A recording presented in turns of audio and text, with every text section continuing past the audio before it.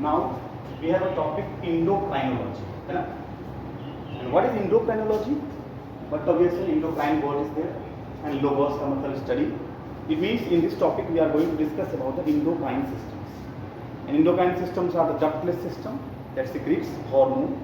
और हार्मोन के बारे में हम लोग जान रहे हैं पहले से कि these are the chemical messengers that directly call into the bloodstream so that it can biologically perform different activities.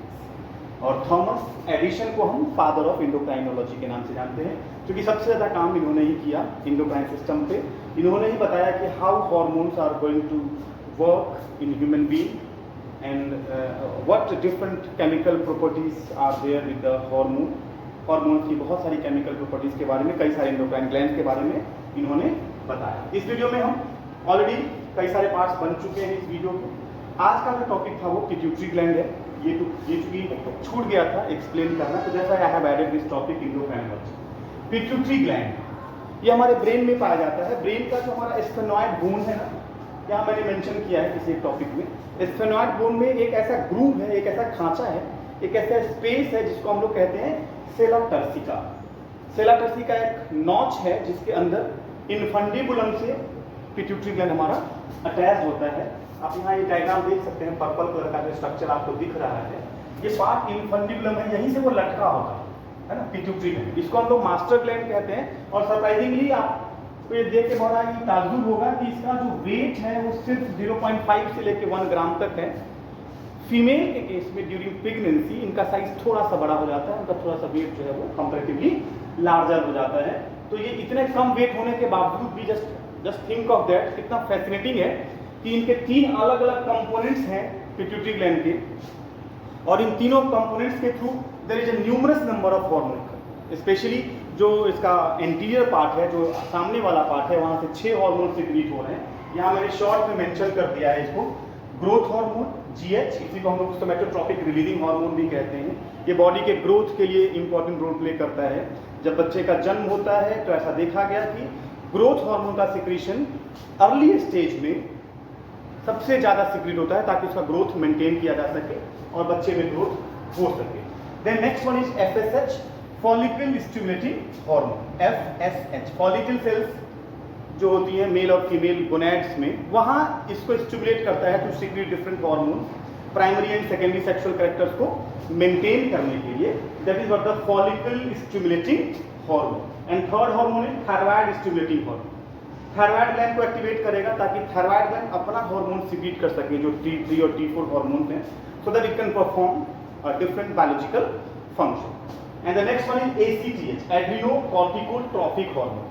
Adrenal gland के कॉर्टेक्स रीजन को एक्टिवेट करेगा, इन्फ्लुएंस करेगा, सो दैट द एड्रिनल ग्लैंड हमारे किडनी के ऊपर है, यहाँ जो आप देख रहे हैं, दिस इज एड्रिनल ग्लैंड. ये एड्रिनल ग्लैंड अपना हार्मोन सिक्रीट करे और बायोलॉजिकल जो मेटाबॉलिज्म है कार्बोहाइड्रेट प्रोटीन फैट का, वो प्रॉपर्ली मेंटेन किया जा सके. तो this was the adrenocorticotropic hormone. Short में याद रखना आसान, इसलिए मैंने मेंशन कर दिया.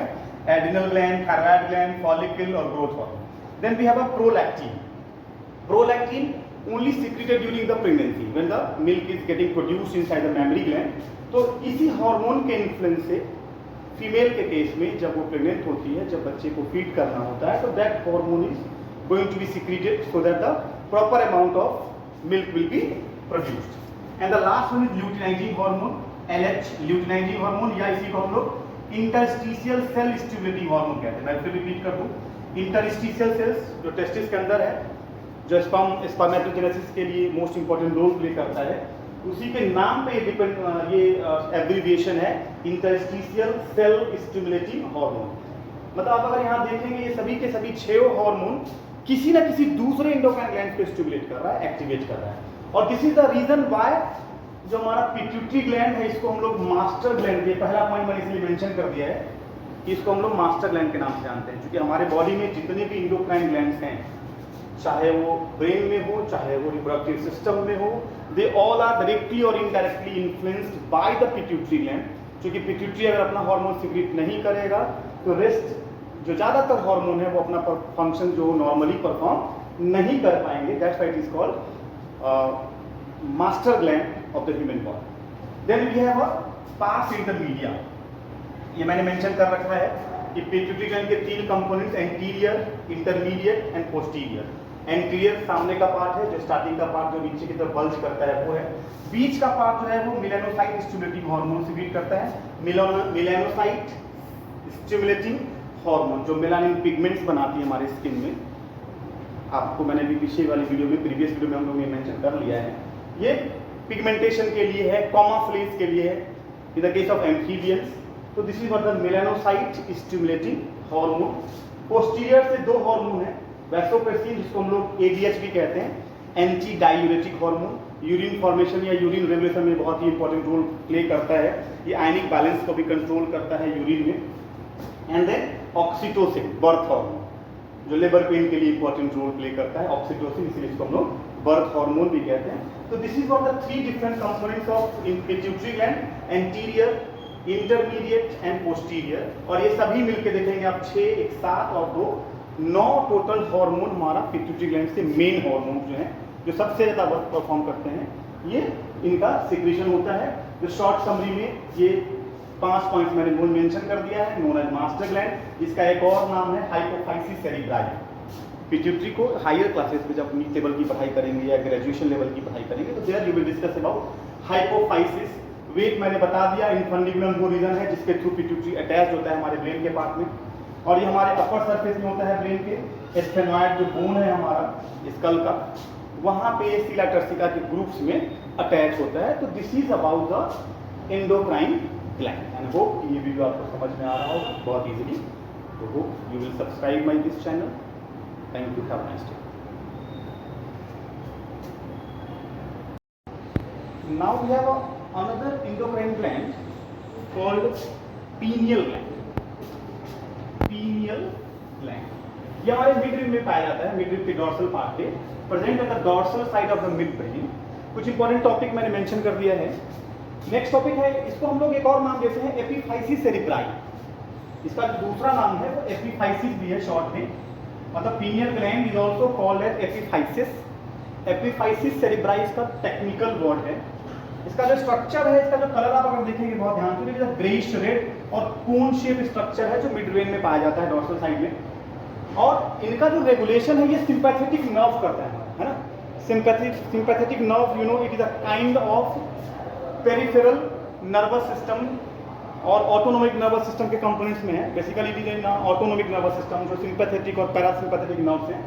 इट सीक्रेट्स मेलाटोनिन हार्मोन जो हमारे स्किन पिगमेंटेशन को भी कंट्रोल करता है। बॉडी में जो स्किन का पिगमेंटेशन है, अगर एक्सपोज एरिया है सनलाइट का, तो वो ग्रेजुअली डार्क हो जाता है। It is just because of the melatonin hormone.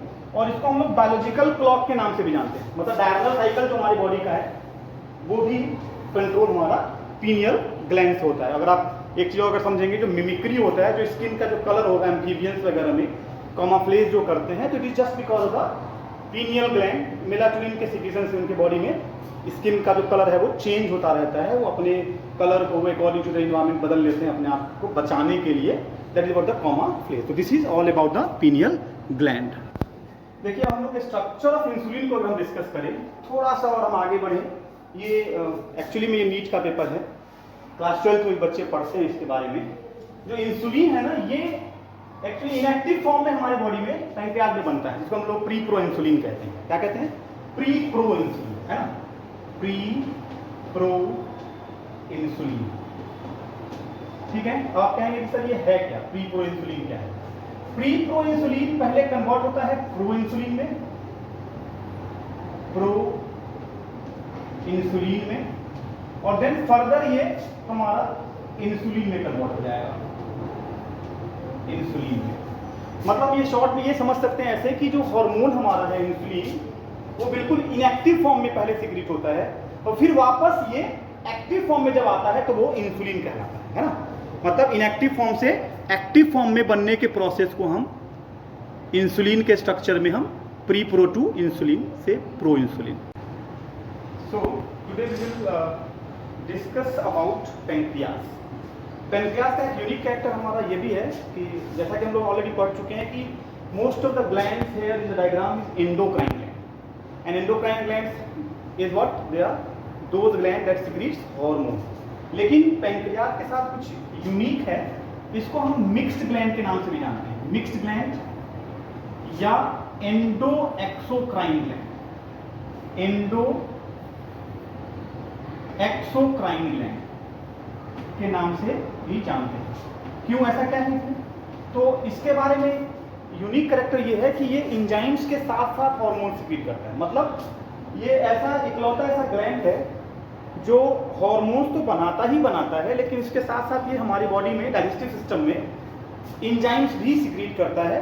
तो इसका डुअल पर्पस हो गया, इसका फंक्शंस दो हो गए, एंजाइम्स भी बनाना और हार्मोन्स भी बनाना। लेकिन यहाँ हम इस टॉपिक में, इस चैप्टर में जो डिस्कस करने वाले हैं, हम लोग यहाँ पे सिंपली हार्मोन्स के बारे में डिस्कस करने वाले हैं। तो अगर हम पैंक्रियाज के इंटरनल स्ट्रक्चर्स को अगर हम देखें, उसके एनाटॉमी को देखें, उसके हिस्टोलॉजी को अगर हम डिस्कस करते हैं, तो it consist of 4 different kinds of cell, जिसमें 2 के बारे में तो ज़्यादातर बच्चों को पता होता है, जो प्रीवियस क्लासेस से आप पढ़ के आ रहे होते हैं। लेकिन हायर क्लासेस में, नीट लेवल पे, यूपीएससी लेवल पे, बड़े एग्जाम्स में इन सभी सेल्स के बारे में जानना बहुत ही ज़्यादा ज़रूरी है, इंपॉर्टेंट है। जिसमें alpha cell, beta cell, delta cell और एफ सेल है। अल्फा सेल को हम ए सेल भी कहते हैं, बीटा सेल को बी सेल के नाम से भी जानते हैं, डेल्टा सेल को डी सेल के नाम से भी जानते हैं, और एफ सेल को हम पीपी सेल्स के नाम से भी जानते हैं। And these classifications are actually based on कि they secrete different kinds of components, they secrete different kinds of chemical messengers, इसलिए इसको अलग अलग नाम दे दिया गया। क्योंकि इसकी जब आप हिस्टोलॉजी डिस्कस करेंगे तो इनके स्ट्रक्चर्स भी अलग अलग हैं। इनका जब आप स्लाइड प्रिपरेशन करेंगे तो you can see the visual comparison कि सबके शेप्स अलग हैं, हर सेल्स का शेप अलग है, और उसी बेसिस पे इन सबको 4 अलग अलग डिफरेंशिएशन में डाल दिया गया। Alpha cell 20% of the cells हैं पैंक्रियाज के हिस्टोलॉजी में अगर आप स्टडी करेंगे। बीटा सेल सबसे ज़्यादा एरिया कवर करता है, 75% ऑफ। डेल्टा सेल 5% है, जो रेस्ट बच गया हमारा वो एफ सेल या पीपी सेल्स के कैटेगरी में आता है। Glucagon secreted by alpha cell, insulin secreted by beta cell, gastrin या सोमेटोस्टैटिन ये सिक्रीट करता है डेल्टा सेल। इनका काम है इन दोनों के सिक्रीशन को मतलब मेंटेन करके रखना, रोकना, स्टॉप करना। अगर इसकी ज़रूरत है तब तक सिक्रीशन होगा, मतलब इंसुलिन और ग्लूकागोन का सिक्रीशन तब तक चलता रहेगा जब तक हार्मोनल सिक्रीशन की ज़रूरत है। Otherwise the somatostatin will stop the secretion of the hormone so that the regulation of these 2 hormones can be maintained. तो जो सोमेटोस्टैटिन का जो काम है वो सिंपली सिर्फ एक ही फंक्शन हो गया इसका कि अल्फा और बीटा सेल से होने वाले सिक्रीशन को रोकना, क्योंकि ये कंटिन्यूअसली ग्लूकागोन और इंसुलिन का सिक्रीशन कभी भी नहीं हो सकता। And the secretion of the hormones work on feedback mechanism. जैसा कि फीडबैक मैकेनिज्म है तो हम इसको भी अगर समझ लें, what is feedback mechanism? Feedback mechanism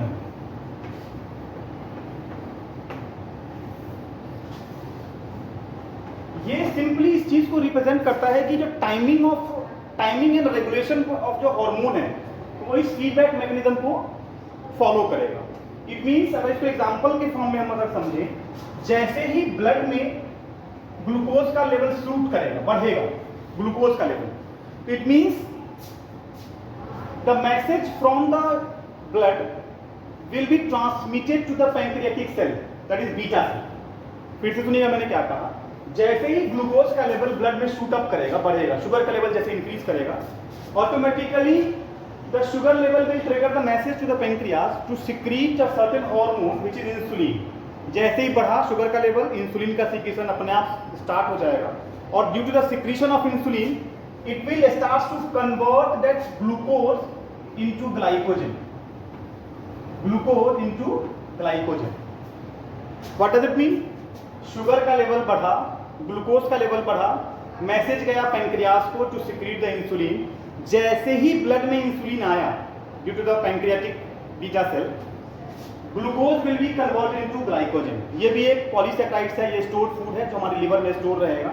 glucose का सिक्रीशन हुआ, बढ़ा amount, glucose will turns into glycogen. आप ऐसे इसको समझ सकते हैं कि ग्लूकोज जो है वो एक छोटा सा ब्रिक है, और बहुत सारे ग्लूकोज मिलके या बहुत सारे ब्रिक मिलके जैसा एक दीवार बना देते हैं।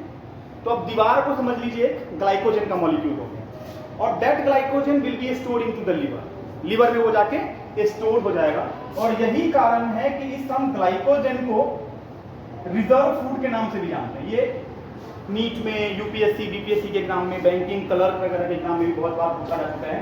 ये रिजर्व फूड है एनिमल्स का, हम लोगों का। और कहाँ स्टोर हो रहा है? ये स्टोर हो रहा है हमारे लीवर में। अब इसका काम क्या है? फिर दिमाग में एक सवाल आएगा बच्चों के, आप लोगों के दिमाग में 100% सवाल आना चाहिए कि सर ये जो हमारे लिवर में स्टोर हो रहा है, तो इसका रोल क्या है, इसका फंक्शन क्या है? तो स्टोर होने के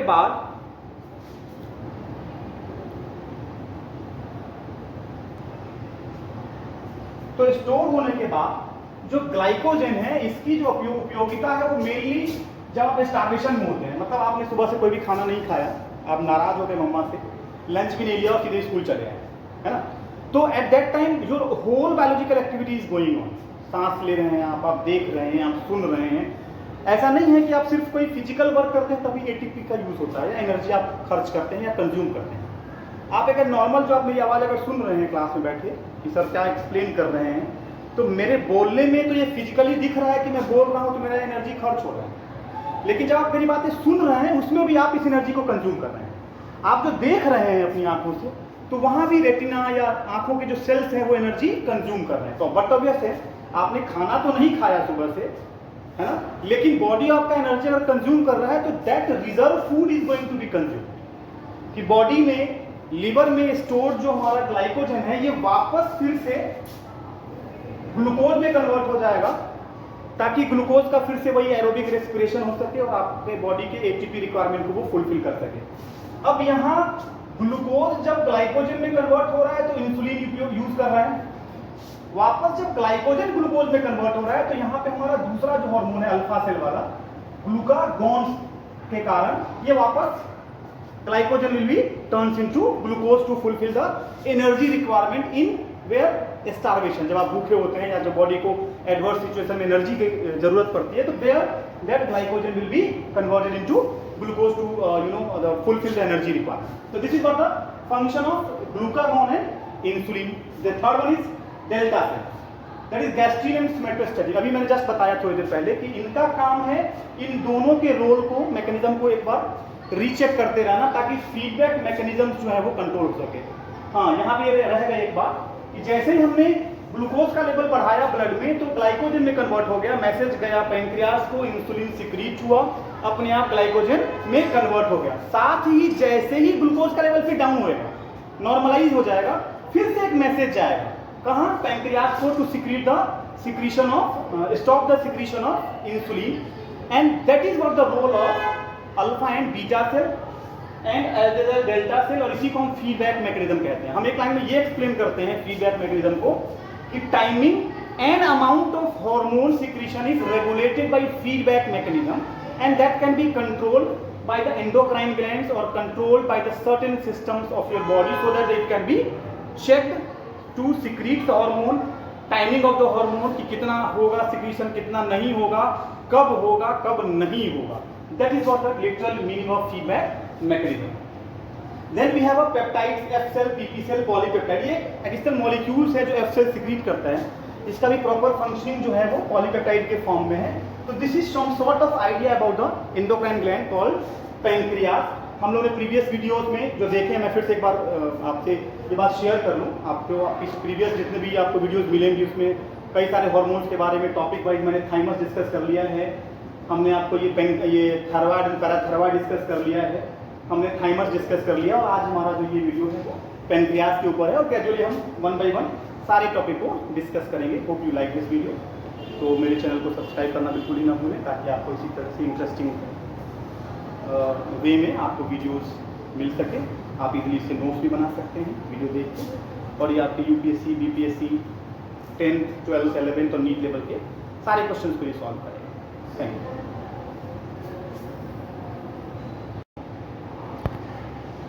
so next topic is the secretion of thyroid hormone. है ना, जो हमारा जो थायराइड ग्लैंड है ये ट्रैकिया के बीच में पाया जाता है। ये डायग्राम हमने मेंशन किया है। थायराइड और पैराथायराइड एक साथ, पैराथायराइड है वो दो नॉब लाइक स्ट्रक्चर्स होती हैं, बंच ऑफ टिश्यूज होती हैं, वो हमारा पैराथायराइड है। थायराइड ग्लैंड में दो तरह के सेल्स होते हैं, फॉलिकुलर सेल और स्ट्रोमल सेल। कौन कौन सा बोला मैंने? Follicular cell, follicular cell and stromal cell, stromal cell है ना, ये दोनों ही सेल्स मिलके मेनली दो हार्मोन सिक्रीट करते हैं, T3 hormone and T4 hormone, T3 and T4 hormone. ये हो गया ट्राई आयोडोथायरोनिन और ये हो गया टेट्रा आयोडोथायरोनिन। मतलब थायराइड ग्लैंड से सिक्रीट होने वाले हार्मोन में बेसिकली आयोडीन ही होता है। तो आयोडीन की डेफिशिएंसी के कारण हमारा एक डिजीज है दैट इज कॉल्ड ग्वाइटर, जिसमें हमारा देयर इज अ स्वेलिंग नेक हो जाता है। जो नेक है हमारा या थायराइड ग्लैंड है, उसका जो टिश्यूज है फॉलिकुलर सेल्स, उसमें इनलार्जमेंट हो जाता है, वो प्रोट्रूड करने लगता है, फूलने लगता है, and that is one of the major cause of hypothyroidism. मतलब व्हेन आयोडीन का इंटेक कम हो जाएगा सॉल्ट्स के साथ, तो हमारा ये डिजीज है due to the hyposecretion of thyroxine hormone, और these hormones are basically T3 and T4। एक चीज और इंपॉर्टेंट रोल है कि जो हमारा थायरोक्सिन है ये हमारे बेसिक मेटाबॉलिक या बेसल मेटाबॉलिक रेट को भी कंट्रोल करता है। बेसल मेटाबॉलिक रेट हो गया जो हमारा बायोलॉजिकल प्रोसेस है मेटाबॉलिज्म का, कार्बोहाइड्रेट, प्रोटीन और फैट्स का, उसको वो रेगुलेट करने का काम करेगा। And the next function of thyroxine hormone is एरिथ्रोपाइसिस। ये बड़ा यूनिक है, ये कई बार बोर्ड एग्जाम में भी आ चुका है, नीट में भी आ चुका है। एरिथ्रोपाइसिस कहते हैं आरबीसी के बनने के प्रोसेस, जो हमारा रेड ब्लड सेल्स है, जो कॉमनली एरिथ्रोसाइट्स के नाम से भी जाना जाता है, एरिथ्रोसाइट सेल के नाम से भी जाना जाता है। तो process of forming RBC in the bone marrow is known as erythropoiesis. और ये जो थायरोक्सिन हार्मोन है, जो थायराइड का इंपॉर्टेंट हार्मोन माना जाता है, इसके सेक्रीशन से ब्लड फॉर्मेशन जो हमारा बोन मैरो में होता है उसको बहुत अच्छा, मतलब बहुत हद तक इसको सपोर्ट मिलता है। ठीक है, उसके बाद ब्लड में प्रेजेंट कैल्शियम आयंस को भी ये मेंटेन करता है। कैल्शियम जो हमारा प्लाज्मा में पाया जाएगा, जो प्लेटलेट्स के बनने में या प्लेटलेट्स के द्वारा ब्लड क्लॉटिंग के टाइम में इंपॉर्टेंट रोल इन्फ्लुएंस करता है। तो ब्लड कोगुलेशन में वो जो कैल्शियम आयंस का जो रोल है वो एक इंपॉर्टेंट रोल है, जैसा कि आप समझ रहे हैं, मैंने बताया भी, आपको लिखवा चुका हूँ मैं। तो इसीलिए हम इस थायरोकैल्सिटोनिन हार्मोन, क्या बोला मैंने, थायरोकैल्सिटोनिन, ये मेनली स्ट्रोमल सेल्स के द्वारा सिक्रीशन वाले हार्मोन है, थायरोकैल्सिटोनिन।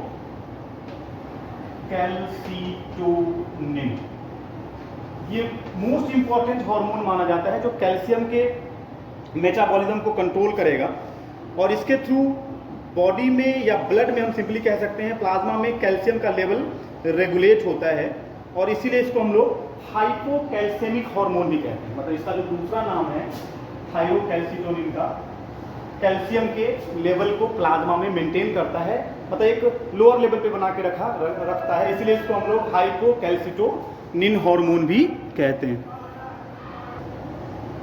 उसके बाद जो दूसरे डिसऑर्डर्स हैं, दूसरे डिसऑर्डर्स में जो हाइपोथायरोक्सिन के केस में एक्सऑप्थेल्मिक ग्वाइटर, जिसको हम लोग ग्रेव्स डिजीज भी कहते हैं, इसमें जो आईबॉल्स होती हैं वो प्रोट्रूड कर जाती हैं, फूल जाती हैं, बाहर की तरफ आने लगती हैं। ये एक बहुत ही यूनिक डिसऑर्डर है जो लोअर सिक्रीशन ऑफ या लेस सिक्रीशन ऑफ, या फिर बायोलॉजिकली हम इसको हाइपोसिक्रीशन ऑफ थायरोक्सिन हार्मोन के नाम से भी जानते हैं। और एक और ही बड़ा ही इम्पॉर्टेंट टेक्निकल टर्म्स यूज किए जाते हैं कि जब अगर कैंसर सेल्स अगर बॉडी में प्रोड्यूस हो रहा होता है, तो उस समय जो इस हार्मोन का या इस ग्लैंड की जो एक्टिविटी होती है वो बहुत ज़्यादा, आप कह सकते हो, एक्टिवेटेड केस में रहती है। इसके हेल्प से हम बॉडी में प्रेजेंट कैंसरस सेल्स को भी हम डायग्नोज कर लेते हैं। और आजकल ये बहुत ज़्यादा कॉमन हो रहा है कि थायराइड ग्लैंड से रिलेटेड बीमारियां जो होती हैं वो 30 से 40 साल के एज में शुरू हो जाती हैं। कुछ बीमारियां जिसको हम लोग क्रेटिनिज्म कहते हैं, क्रेटिनिज्म में जो बॉडी का जो बेसल मेटाबॉलिक रेट है वो घट जाता है, सॉरी इंक्रीज कर जाता है।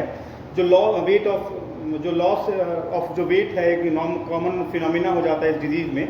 ठीक है, तो these are the different symptoms and the mechanism of the case of the thyroid hormone, thyronine hormone, T3 hormone, T4 hormone, thyrocalcitonin hormone, है ना। तो ये सभी बातें थी हमारे थायराइड ग्लैंड से रिलेटेड, जो हमारे ट्रैकिया में के आसपास पाया जाता है। ट्रैकिया के ऊपर आप कह सकते हो जो रिंग लाइक स्ट्रक्चर है विंड पाइप का, वहाँ ये हार्मोन पाया जाता है। This is all about the thyroid hormone.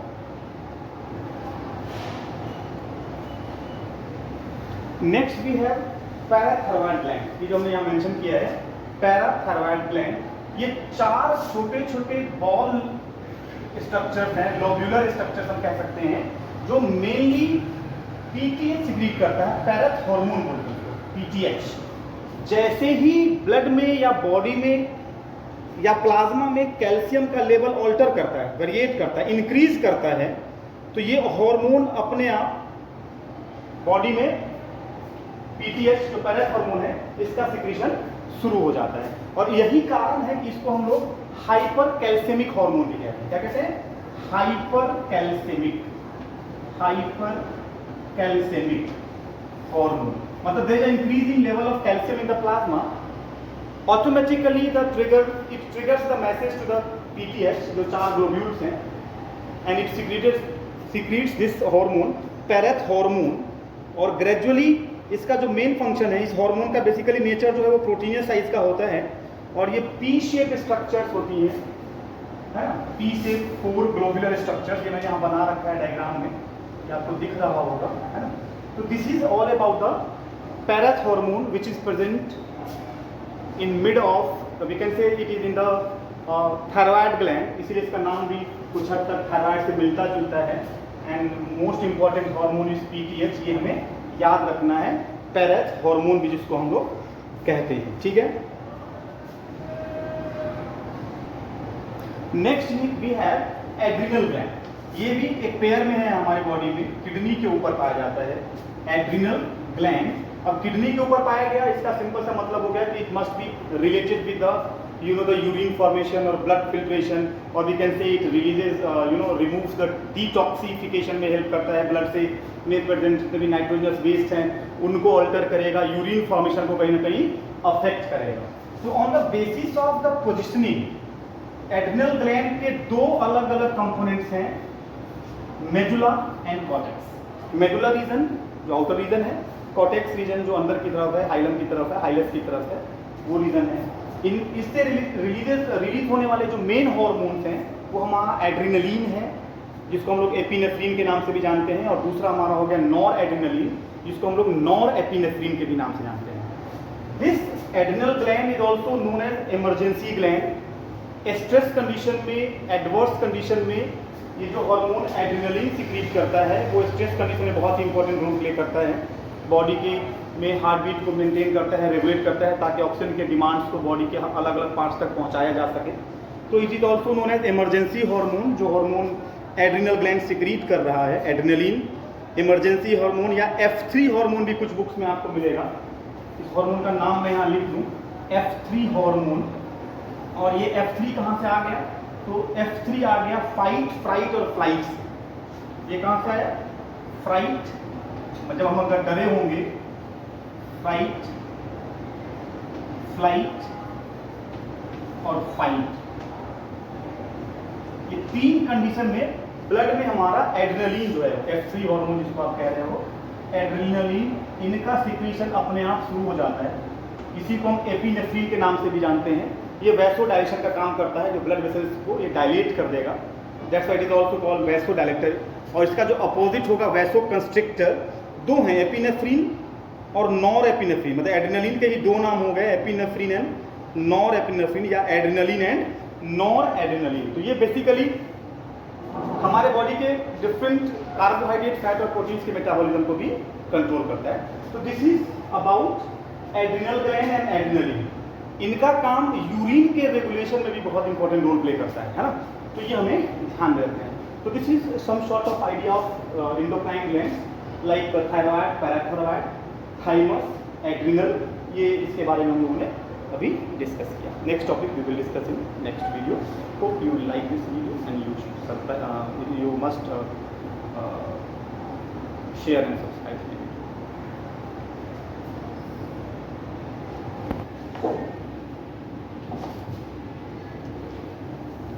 So this is the diagram of endocrine system, है ना।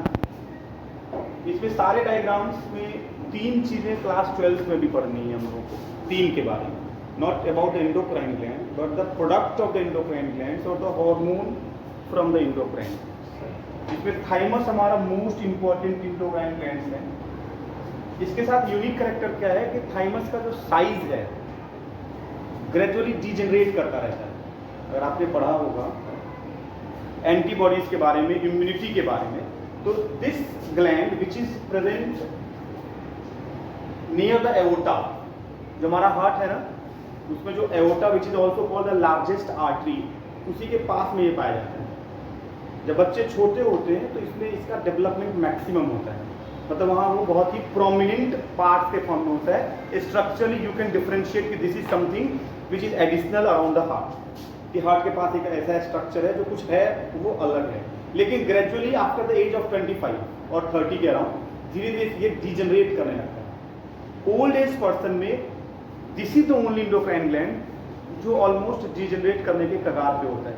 And this is the one of the reason also कि in the case of old age condition जो diseases के chances या जो बीमारियों के प्रति जो वल्नरेबिलिटी है कि ज़्यादा जल्दी बीमार होने लगते हैं जो ओल्ड एज पर्सन होते हैं, उसका सबसे मुख्य इंपॉर्टेंट कारण ही थाइमस ग्लैंड है, क्योंकि gives its main role is to produce antibodies, its main role is to differentiate lymphocyte cells. This is the basic function of the thymus gland. उसके बाद क्लास 12 का काम का है आपका testis and ovary, male and female reproductive glands which is responsible, unit जो starting वाला है आपका वो वहाँ काम आएगा हॉर्मोन्स के बारे में कि how it is important for gametogenesis, spermatogenesis, oogenesis, menstrual cycle, fertilization, pregnancy, parturition, gestation period, that all topics, all things are actually directly or indirectly related with the testis, ovary and one of the gland which is your pituitary glands।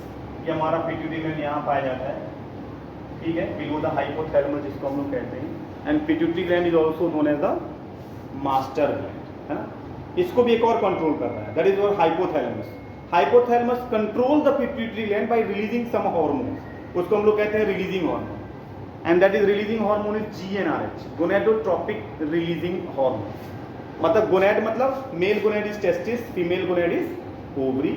तो gonadotropic releasing hormone directly influences the pituitary gland to secrete FSH and LH, follicle stimulating hormone और luteinizing hormone तभी secrete होता है जब gonadotropic releasing hormone hypothalamus के द्वारा trigger किया जाएगा।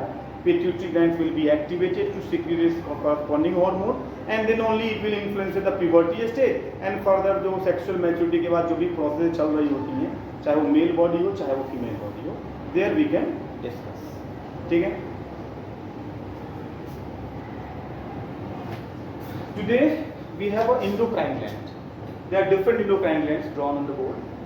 अगर वन बाई वन अगर हम डिस्कस करें तो सबसे आसान तरीका याद रखने का endocrine glands का head region, neck region, abdomen region और रिप्रोडक्टिव रीजन। हेड रीजन में we have hypothalamus, thalamus and pituitary, this is three and one more is the pineal gland। तो याद रखने का तरीका hypothalamus, thalamus, pineal and pituitary is your head region। Neck region में thyroid and parathyroid, neck region में कौन कौन, thyroid and parathyroid. फिर हो गया एब्डोमेन रीजन में हमारा थाइमस हो गया जो हमारा हार्ट पे है, और pancreas and then adrenal glands, and the last one is in reproductive region testis and ovary. तो these are the endocrine glands which is studied under the endocrinology. Now we will discuss about thymus gland. It secretes thymosin, ये hormone का नाम है thymosin. What is the role of this hormone is to trigger the antibodies differentiation, है ना। हमारे body में जो T lymphocyte cells है और B lymphocyte cells है, इनके बनने में, इनके मैचुरेशन में इस हार्मोन का बड़ा ही यूनिक रोल है। एक शॉर्ट में हमें यहाँ ये जरूर याद रखना चाहिए, जो हमारा लिम्फोसाइट सेल जो एंटीबॉडीज जनरेट करता है, जो एंटीबॉडी सेल्स प्रोड्यूस करती हैं, उनका दूसरा नाम इम्यूनोग्लोबुलिन सेल्स भी है, IG जिसको हम लोग कह रहे हैं। And we have IgG of 5 types, IgG, IgA, IgM, IgT और IgE। मैंने आपको ये तरीका बताया था याद रखने का, गम दे। और यूनिक कैरेक्टर क्या है कि ये ऑर्डर में है। जब आप अमाउंट ऑफ एंटीबॉडीज की बात करेंगे IgG या IgA या IgA, IgT, IgE की, तो ये इस ऑर्डर में घटता है हमारे ब्लड में। सबसे ज्यादा IgG है और सबसे कम हमारे ब्लड में IgE, ठीक है। This is about the antibodies. देखिए हम लोग स्ट्रक्चर ऑफ इंसुलिन को अगर हम डिस्कस करें थोड़ा सा और हम आगे बढ़े, ये एक्चुअली में ये नीट का पेपर है, क्लास 12 में बच्चे पढ़ते हैं इसके बारे में। जो इंसुलिन है ना, ये एक्चुअली इनएक्टिव फॉर्म में हमारे बॉडी में पैंक्रियाज में बनता है, जिसको हम लोग प्री प्रो इंसुलिन कहते हैं। क्या कहते हैं? प्री प्रो इंसुलिन, है ना, प्री प्रो इंसुलिन। ठीक है, तो आप कहेंगे कि सर ये है क्या, प्री प्रो इंसुलिन क्या है? प्री प्रो इंसुलिन पहले कन्वर्ट होता है प्रो इंसुलिन में, प्रो इंसुलिन में, और देन फर्दर ये हमारा इंसुलिन में कन्वर्ट हो जाएगा, इंसुलिन में। मतलब ये शॉर्ट में ये समझ सकते हैं ऐसे कि जो हार्मोन हमारा है इंसुलिन, वो बिल्कुल इनएक्टिव फॉर्म में पहले सिक्रीट होता है और फिर वापस ये एक्टिव फॉर्म में जब आता है तो वो इंसुलिन कहलाता है ना। मतलब इनएक्टिव फॉर्म से एक्टिव फॉर्म में बनने के प्रोसेस को हम इंसुलिन के स्ट्रक्चर में हम प्री प्रो टू इंसुलिन से प्रो इंसुलिन